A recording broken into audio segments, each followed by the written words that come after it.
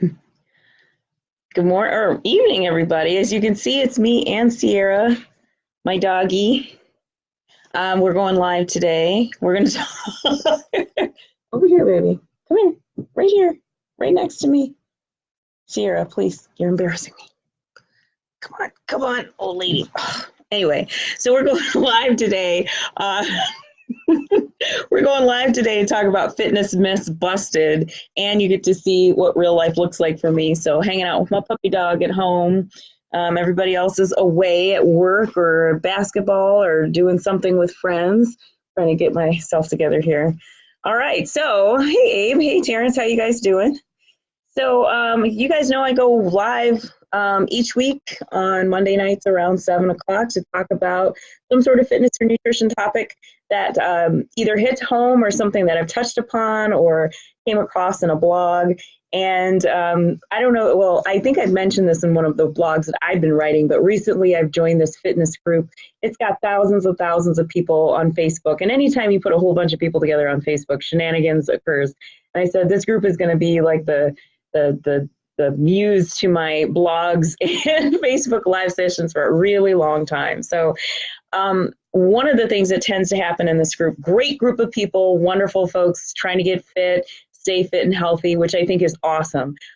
Every now and then somebody will ask a question and then all of a sudden it's like we have 10,000 doctors and personal trainers in the group. And so it really prompted me to think about what are some of the crazy myths or things that we've heard over time that really we just need to just crack those. We need to put those to rest. Because as I work with clients, one of the things that I've noticed is that people really do believe these things. We don't really have a lot of formal nutrition or fitness training. We don't have a ton of formal fitness or nutrition training in our curriculum. And so what you know is what you've heard on the news, what you've heard from friends, what you've read in magazines, and sometimes it's just not always correct. So just as you guys are joining in, I usually kind of prattle on for a little bit, but you guys know you can find me if you don't get a chance to see this full video or you come across it later. This gets downloaded and I post it on YouTube on my Figured Out Fitness channel. And you can also find me figuredoutfitness.com. If you are looking for a training plan, you do not have to be a bodybuilder. That's the other thing someone said. It's like, oh, you only work with bodybuilders. It's like, no. Most of my clients are just regular folks looking to get fit, change your lifestyle up, have some specific goals, and I just help them get there. So definitely check out figuredoutfitness.com. If you like Facebook and Instagram, I have a business page at Figured Out Fit on either of those areas. You can talk to me in a variety of different ways. I've got fun blogs. Hopefully my personality comes out a little bit. I don't take myself too seriously. I do like to think that I know what I'm talking about. So you guys, throughout this discussion today on fitness myths, watch me say that 3 times fast, myths, you can definitely put some of the things that you've heard and ask me if it's true or not, or what do you think about that? I have my top 5. I even wrote it down on, my old-fashioned piece of paper. But I wanted to kick it off because, again, we hear so much information out there. And half the time it just makes me cringe, like, oh my gosh, do people actually still believe that? Or honestly, I mean, that's what people say. That's what you hear about in the news media. That's sometimes what your doctors tell you. And I've learned over time that doctors are very, very knowledgeable in a lot of areas, but I don't know if they get a ton of nutrition and training information. So with all that spiel, I'm going to kick it off and start with my very first fitness myth. Number 1. Oh, girl, don't worry about that. Muscle weighs more than fat. This is the one that makes me cringe probably the most because physics-wise, and wherever Mr. King is, my 12th grade, 11th and 12th grade physics teacher, is also cringing. Muscle and fat, just like the pound of bricks or the pound of feathers or whatever, you've heard it multiple times. The stuff weighs the same. Now, in people's defense, if you look at a pound of muscle and a pound of fat, they look and are distributed differently in your body. So it is very feasible that you have someone who is thin without a lot of muscle who weighs a particular weight, and then someone who is very compact with a lot of muscle that weighs more. And I always use myself as an example because, as you guys know, I mean, I've been exercising all my life, but maybe I haven't been super lean all my life. I was a chubby girl by the way, a little chubby, growing up. And, I go back and forth, but my body wants to be chubby. So anyway, before I really started lifting, I did a lot of cardiovascular work and I did some lifting, but generally I was mostly doing a lot of cardio stuff. And my body, was fit, but it was kind of like, blah, blah, blah, blah. Yeah, and that is actually like a word. And if Paul ever watches this, he's going to start laughing because he says I do that a lot. But when I started lifting, I actually right now am heavier than I was when I was, quote, at my leanest when I was in my 20s. But I'm maybe about 15 pounds heavier than that now, but I'm at my most compact. So if you think about your muscle being small and compact, you want to put on more muscle. You may weigh more, but muscle and fat do not weigh different things. They weigh the same. They just look different on your body. Okay, so myth one, muscle weighs more than fat, not true. But what really it is it's compact and it looks a lot tighter, so your scale weight can go up if you have more muscle. Hopefully that makes sense. My next favorite, because there's a lot of science behind ketogenic diets. There's a lot of science behind low carb diets. My philosophy is they work because of caloric restriction. And certainly there are other metabolic things happening with a lot of these diets. But for most people, even when people are telling me they do keto and then they tell me what they're eating, I'm like, you ain't doing keto. You're doing like keto light, keto-rific, but you're not doing keto. The second one is carbs are bad. Anytime someone tells me carbs are bad, I honestly have this picture of a croissant or a roll with a hat and dark sunglasses and a ski mask running around with a gun because, we're villainizing a particular food group. Carbs aren't bad. Your body does need the major macronutrients, fats, proteins, carbohydrates for multiple functions in your body. Carbs are your body's preferred source of fuel. Can your body survive without it? Yes, it can. Does it want to? Not really. Most of the time, you're going to optimize, especially if you're doing a lot of like performance stuff or you're a runner or anything where you really need to move that body. You need carbohydrates. They're not bad. Now, they do get a bad rap because we do have some very highly refined and processed carbohydrates. And the reason, and I still won't call them bad, but the reason they react differently than like a whole food, less processed carbohydrate is that one book that I read, I think it put it beautifully, that Mother Nature packages food for us perfectly. So if you think about wheat, it's got bran, it's got the flour part, it's got all these different pieces. And when we consume them together, the fiber in the bran helps slow down the insulin response of the floury part. But when we start processing all of that stuff, when you strip it apart and we do the straight flour or you do this only, your body doesn't have you don't have that well-rounded food anymore that slows the insulin response down in the body. Now that's a lot of geek speak for whole foods typically do better for your body than some of the refined pieces. Does that mean I'll never have a Pop-Tart again? Probably not. Mama likes Pop-Tarts. So that does mean, though, that you have to think about how these carbohydrates make you feel, what happens when you eat them, and etc. So, have some carbs, have a sweet potato, have some rice, have some quinoa, and try to make more of your carbs whole grain, whole food type carbs, and you'll probably notice the differences in just how you feel versus if you were fueling yourself completely with kind of empty calories, lots and lots of sugar, highly processed and refined foods. So that's kind of where that, I just saw Abe's thing. I'm going to put that as number 6, Abe. That's going to be my favorite. Toting. Okay. Sorry.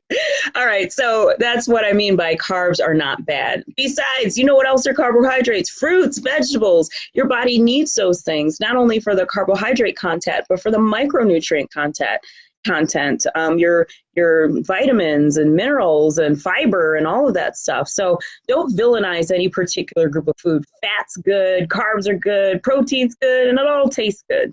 So there's my dog. Okay. Sierra's laying down. She was making an appearance in the camera earlier. Here's another really good one. Muscle can turn into fat. Don't get too muscular because as soon as you stop working out, it's going to turn to fat. That's not that's not quite true either. I think what most people might observe is, let's say that you've got a 200-pound massive bodybuilder. They put on a lot of muscle mass and they're ultra lean. Now, most people don't stay lean forever and ever. And most human beings through their natural life, we're going to gain weight, we're going to lose weight, we're going to be lean, we're going to be bigger. And so when you have someone who has a large frame, so me, for example, and I think I posted a photo on Instagram, I have a lot of muscle. The thing is, when I gain weight, I still have a lot of muscle and I have a lot of fat. Well, or more fat. So I tend to look bigger and I might look softer. And so that whole muscle turning into fat, you can lose muscle, but it's not going to magically convert into this new thing. So muscle does not turn into fat. Here's one of my favorites. Certain calories don't count. And I know a lot of people jokingly say, oh, chocolate doesn't count on my birthday. I'm not talking about those things. But a lot of times, and Weight Watchers does this, there are certain foods that they call free foods. And the reason they do that, and typically vegetables or fruit, but usually vegetables, the reason why people call them free foods is most people will not overeat on those foods. Again, it's that whole Mother Nature packaging it in the perfect package. You've never heard someone say, bro, oh my gosh, I eat 17 pounds of broccoli and I just can't move anymore. That's just not how it works. So again, when you're eating whole unprocessed foods, there's certain foods that it's really difficult to overeat, or the caloric value is just so low, it doesn't make sense to count it. And as an example, if you ever made spinach, it starts off all big and fluffy in the bag, you put it in the microwave or saute it, and then it's like 2 leaves. So it's really difficult to overeat on those things. However, too much of a good thing is still too much. So if I'm working with clients and we're using, let's say, macronutrient tracking, we're counting macros, I still want you to count those things because, once again, I want you to be accountable to what you're putting in your body. And yeah, broccoli is good. Peas are good. Colorful fruits and vegetables are good. But especially on the fruit side, you can have a lot of, like, let's say you're eating 200 carbohydrates a day, and you're like me back in the day when I used to eat like 17 of those little clementines. Oh, they're so good. But that's a lot of sugar. That's 10 grams of carbohydrates per clementine. So if I eat 17 of them, that's 170 grams of sugar or of carbohydrates, and that's going to set me over, especially if I'm going to eat other things. So they do count. It doesn't mean that they're bad. Again, I don't believe in villainizing foods. They count, but I understand why certain programs will say that, but that doesn't mean if you're not doing Weight Watchers, it's not free all the time. If you're doing Weight Watchers and they say it's a free food, follow their plan, but if you're working with me, count it, okay? Hi, Mommy. Hey, Pax, how you doing? Okay, so cardio is the only way to lose weight. So this came up in that one group that I was in. We have a lot of people who are new to exercise in this particular fitness Facebook group that I've joined. And my favorite thing is just someone who's just a sweet woman said, I'm new to this whole thing. I want to lose weight. What should I do? Diet, cardio, or strength training? And 500 people, because it's like a group of 30,000, 500 people tell me cardio, cardio, cardio, cardio. All right, here's my philosophy. And not because I'm a meathead and not because I personally like to lift. I think cardiovascular health is extremely important. Please do not misquote me on that. It's very, very important. But number one, diet. That's the first thing that you need to think about.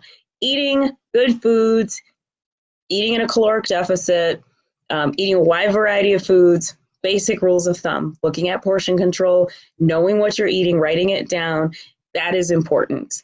Number two, strength training. If you're going to work out with me, if I'm going to be your trainer, this is the order in which you'll see it too. Diet, strength training, and then number three, cardio. Why strength training? Well, muscle is probably, if you're talking about in the physical realm, so we've taken care of diet, muscle is the best way to really rev up that metabolism because your muscle requires so much more energy.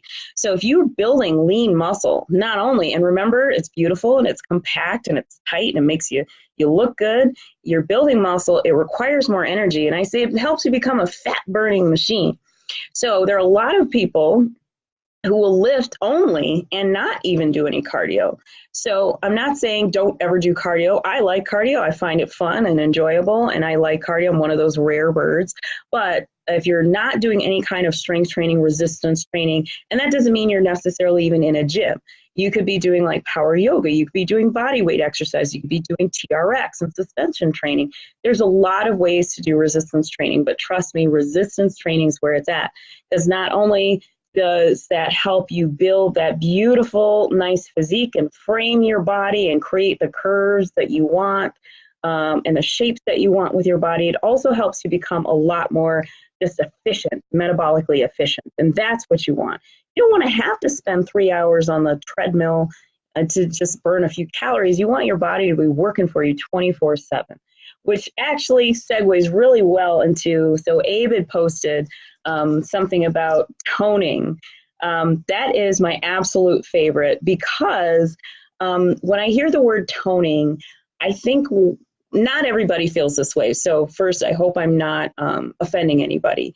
But a lot of times, especially as women, we were never told to lift weights. We don't want to get bulky. We don't want to look like men. We don't want to look, it's like somehow we're going to lose all feminine features and turn into the Incredible Hulk with, warts and a big nose and all sorts of stuff. We're going to smell bad with hair on our faces. I don't know. I probably took that to an extreme. But lifting weights, typically people get scared of because they have been told for a really long time they will look manly. I lift a lot of weight. I lift 6 times a week, and I've been doing that for several years now. And I don't think I look manly. Yes, I have some guns. I've got some arms, but I also train for that. So I'm training for the body that I like. But most people, if you were to go and Google celebrities and what their workout is, they will tell you they are lifting heavy weights. Because once again, what does muscle make you look like? Compact, small, tight.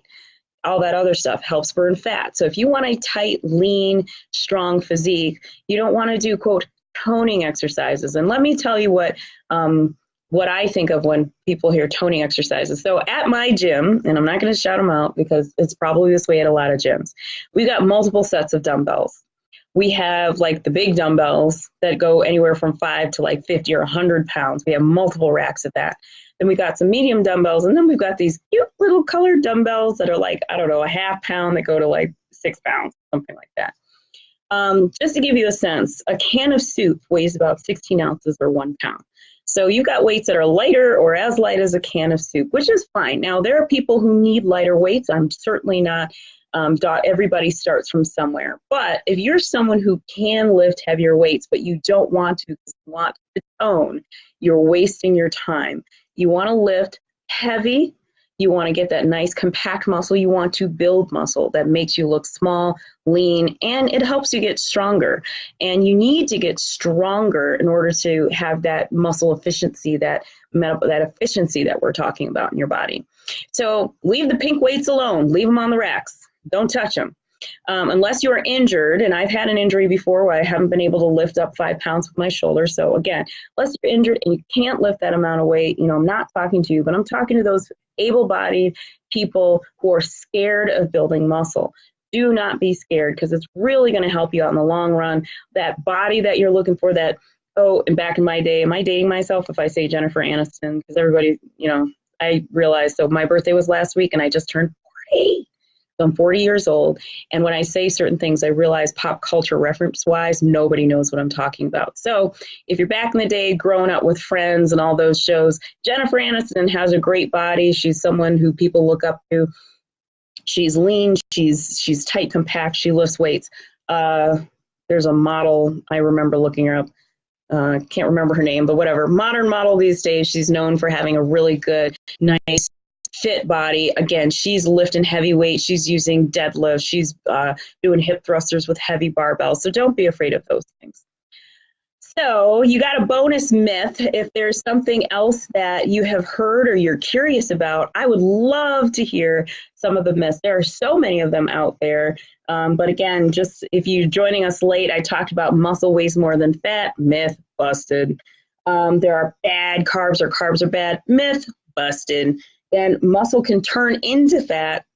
That would be interesting. If muscle could turn into fat, I'm wondering if fat can turn into muscle. That would be kind of awesome. So if that ever gets discussed, you let me know, because that would be a game changer for me. But anyway, fat does not turn into muscle. Myth busted. Uh, Calories from fruits and vegetables or for anything don't count. Sorry, wish that was true. And then cardio is the only way to lose weight. No. And then finally, bonus one from Abe was toning exercises. We don't tone. You're either building muscle or you're not. We don't tone it. We're not, chilling, hanging out with it, Netflix and chilling with muscle. We are building muscle or you're not building muscle. If you want to build muscle, if you want that lean, tight body, that compact figure, then we're going to lift some weights and build muscle. So hopefully I've answered or helped you guys out a little bit, knowledgeable. It's kind of fun for me.